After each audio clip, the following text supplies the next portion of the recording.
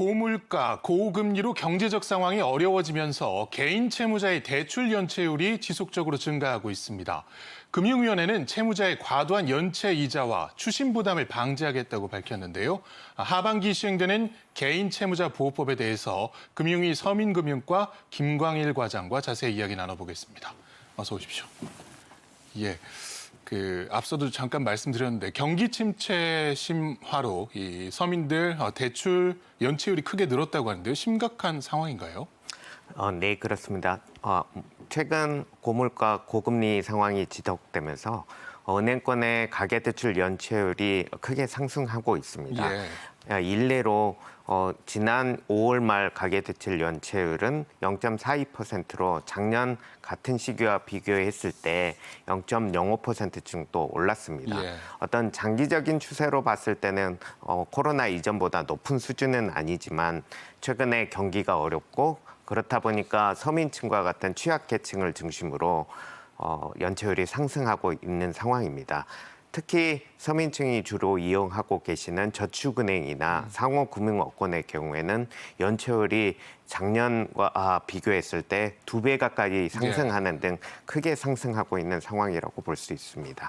해서 이제 금융위원회가 10월부터 개인 채무자 보호법을 시행을 합니다. 주로 어떤 내용이 담긴 법안인가요? 우리나라는 98년 외환위기 이후에 채무조정을 돕기 위해서 여러 가지 제도를 도입했습니다. 가장 대표적인 제도가 2002년에 도입했던 신용회복위원회 제도가 있고 그다음에 2004년에 도입했던 법원의 개인회생 제도가 있습니다. 그러나 이와 같은 공적 기관의 중심으로 이루어지던 채무조정 제도는 아무래도 공적 기관이다 보니까 부실이 발생한 이후에 사후적으로 채무조정을 지원하는 그런 좀 한계가 있었습니다. 근본의 개인 채무자 보호법은 이와 같은 한계를 조금 극복하고 연체가 발생한 직후부터 개인 채무자가 겪게 되는 규율 전반, 채무 관련 전반을 규율하는 체계라고 볼 수 있겠습니다. 그래서 크게 구체적으로 말씀드리면 크게 3가지 정도를 말씀드릴 수 있을 것 같습니다. 첫 번째로는 사적인 채무 조정을 좀 더 활성화하기 위해서 그 채무자에게 금융회사에게 직접 채무 조정 요청권을 부여하는 제도입니다. 다음으로 두 번째는 과도한 연체 이자가 발생하지 않도록 연체 이자에 대해서 어떤 규율을 확립하는 방안이고요. 마지막으로 세 번째에 대해서는 추심과 관련해서 과도한 추심으로부터 채무자를 보호해서 보다 안정적으로 생활할 수 있도록 그런 방안이 담겨져 있습니다. 이를 통해서 채무자가 어떤 경제적으로 재기하는 것을 좀 더 돕는 방안이라고 할 수 있겠습니다. 결국은 핵심이 그동안 이제 금융권 채무 조정이 신용회복위원회나 법원 등이 공적 기관을 통해서 이루어졌다면 앞으로는 좀 금융사가 직접 이 채무 조정을 할 수 있도록 하는 것이 되겠군요. 그렇습니다. 그 해외 주요 국가, 미국이나 영국이나 호주와 같은 경우에는 금융회사와 채무자 간의 이런 사적인 채무 조정이 굉장히 활성화되어 있었습니다. 반면에 우리 나라의 경우에는 현재는 금융회사가 어떤 부실채권 관리 차원에서 채무가 연체되는 경우 이를 추심을 위탁하거나 아니면 그 부실채권을 매각하는 방식으로 운영을 해왔습니다.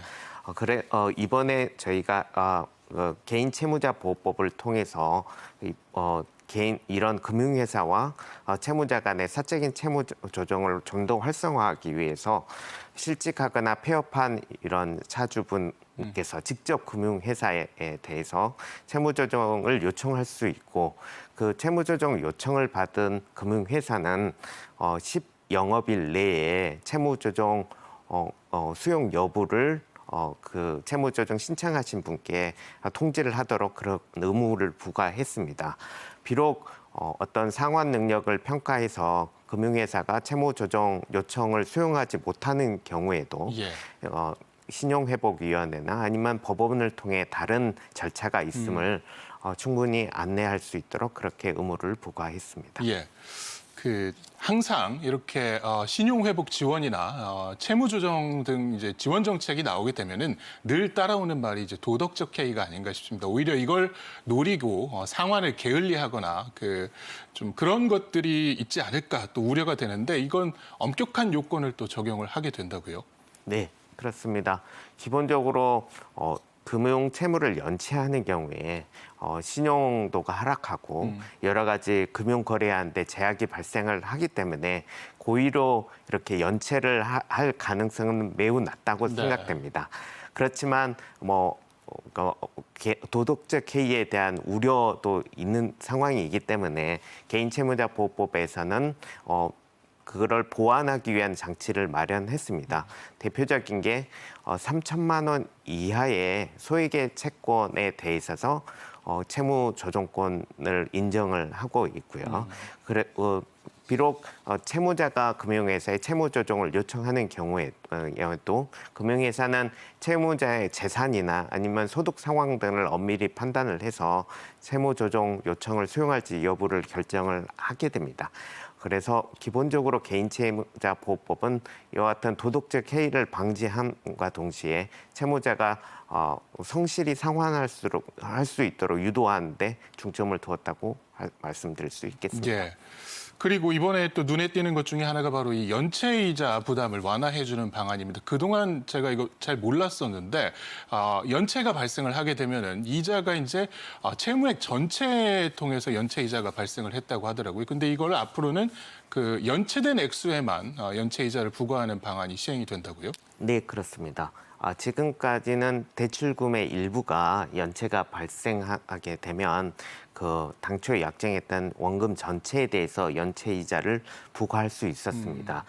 그렇지만 개인채무자보호법이 시행되면 일부 비록 연체가 발생하게 되면 그 연체된 부분에 대해서만 연체 이자를 가산하고 아직 기존 약정에 따라 상환 기일이 도래하지 않는 부분에 대해서는 연체 이자를 부과할 수 없게 됩니다. 네. 좀 더 구체적으로 예를 들어 말씀을 드리면 1,000만 원 정도의 대출금이 있다고 가정을 했을 때 이제 상환 기일이 도달했는데 이제 갚으시지 못하시고 연체가 발생한 금액이 100만 원. 기존 약정에 아직 그 상환 기일이 남아 있는 부분 900만 원이라고 가정한다면 그간에는 연체가 일부에 발생하더라도 1,000만 원 전체에 대해서 연체이자를 가산할 수 있었지만 이 법이 시행되게 된 이후에는 연체가 발생한 100만 원에 대해서만 연체이자를 가산할 수 있게 됩니다. 예. 그리고 이제 채권을 만약에 양도하게 될 경우에 그 양도 전 장래 이자 채권을 면제해서 기존에 연체된 기간의 이자에만 부과를 할 수 있도록 한다고요? 이해 그렇습니다. 현재는 금융회사들이 회수할 수 없다고 이렇게 판단해서 그 장부상에서 제거하는 이런 삼각 채권에 대해서도 양도 이후에도 이 이자가 불어나는 그런 문제점이 있었습니다. 그래서 비록 금융회사가 이미 회수할 수 없다고 판단하거나 회수 가능성이 낮은 그런 채권에 대해서도 장래 이자가 계속 이렇게 증가하는 그런 문제점이 있었습니다. 그렇지만 이 법 시행 이후에는 그 회수 가능성이 현저히 낮은 경우에는 이를 양도하는 경우에는 장래에 발생할 수 있는 이자에 대해서 면제를 의무화를 했고 이와 같은 조치를 한 경우에만 양도가 가능하도록 그렇게 조치를 했습니다. 예. 그리고 채권 매각 관련 규율도 좀 강화가 된 것 같습니다. 이제 금융사가 앞서 말씀해 주신 것처럼 이게 회수가 좀 어렵다고 할 경우에 이제 채권을 매각하게 되는데 대부업체 등 추심업체에는 이거 매각할 수 없도록 하게 됐다고요? 엄밀히 말씀드리면 금융회사가 추심업체에 매각하는 것 자체를 금지하는 것은 아닙니다. 예. 다만 채무자 보호 관점에서 그간의 금융회사가 관행적으로 또는 어떨 보면 반복적으로 채권을 매각을 해왔던 그런 관행을 좀 개선할 필요성이 있다는 여러 가지 지적이 있었습니다. 이와 같은 그 지적들을 저희가 수용을 해서 그 채무자 보호가 필요한 그러한 경우에는 채권의 양도를 조금 제한하는 조치를 취했습니다. 가장 대표적인 사례가 이런 신용회복위원회나 아니면 법원의 채무조정 절차가 진행되는 경우에는 채권의 양도가 제한이 됩니다.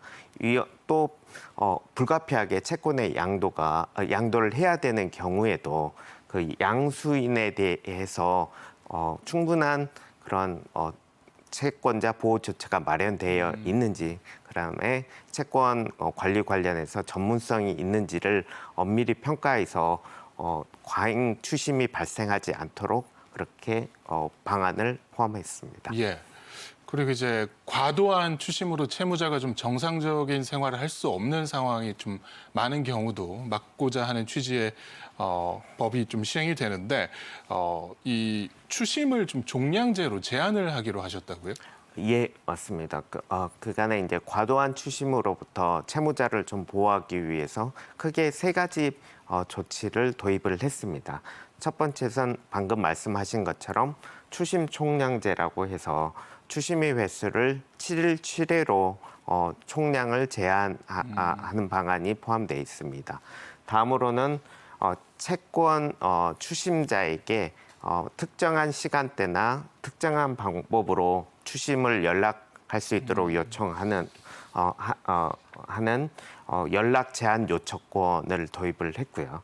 그다음에 마지막으로 어떤 재난 상황이나 아니면 사고 또는 입원과 같은 불가피한 경우에는 일정 기간 추심을 유예할 수 있는 추심 유예제를 도입했습니다. 예. 그 금융사 입장에서는 아무래도 채무자에 대한 보호가 강화가 되다 보니까 이게 나중에 돈을 회수하기 어려워지는 거 아닌가 우려 때문에 돈을 좀 어렵게 빌려주는, 그러니까 좀 대출이 좀 어려워지는 상황이 발생하지 않을까 하는 우려도 있는데요. 이 부분은 어떻게 보십니까?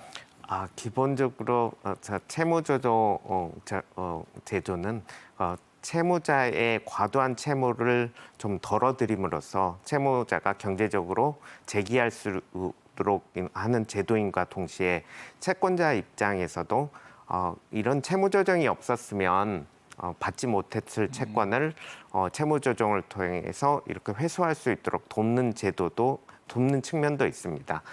근본의 개인 채무자 보호법을 통해서 채무자에 대한 그런 보호 조치를 함과 동시에 채권자도 보다 채권 회수에 도움이 될 수 있을 것으로 기대됩니다. 그래서 이미 미국이나 영국, 호주 선진국에서는 이런 사적인 채무 조정이 활성화돼 있는 상황입니다. 예. 그래서 방금 말씀하신 것처럼 어떤 대출의 문턱이 높아지거나 그와 같은 부작용이 우려되는 상황은 아니라고 판단됩니다. 예. 이제 법 시행이 10월이기 때문에 얼마 남지 않았습니다. 이제 금융위원회가 법이 좀 잘 안착이 되고 채무자들이 실질적으로 보호를 받을 수 있도록 하실 역할이 많을 것 같은데 마무리 말씀도 좀 부탁드립니다. 예. 개인채무자법은 지난 4년간 전문가, 관계부처 그리고 공청회 등을 통해서 폭넓은 의견 수렴을 거쳐 저희가 제정을 했고요. 지난 12월 국회에서 통과 과정에서도 다양한 의견이 제기됐습니다. 이와 같은 국회 논의를 거쳐서 금년 10월에 시행된다는 점을 우선 말씀을 드리고요. 현재 저희가 그 법 제정 이후에 시행령과 같은 하위 규정을 정비를 하고 있습니다. 이와 그 입법 개복 과정에서 지난 7월에 보다 시장 참여자들에게 이 법의 내용을 좀 더 상세히 설명드리기 위해서 설명회를 개최했는데 600여 명 이상의 그런 금융회사 직원분들이 참석을 했습니다. 네. 그래서 그만큼 많은 관심이 있다는 생각입니다. 그렇지만 이 개인 채무자 보호법은 어떤 채무자를 보호하는 측면도 있지만 금융회사의 채권 관리도 도움이 되는 그런 법이기 때문에 금융회사의 인식이 전환과 적극적인 역할이 요구된다고 생각됩니다. 금융위원회를 포함해서 정부 차원에서도 그러한 금융회사와 적극적인 소통을 통해서 새로운 제도가 시장에서 잘 정착될 수 있도록 지속적으로 노력해 나가겠습니다. 예. 지금까지 10월 시행 예정인 개인 채무자 보호법에 대해서 금융위원회 서민금융과 김강일 과장과 이야기 나눴습니다. 오늘 말씀 고맙습니다.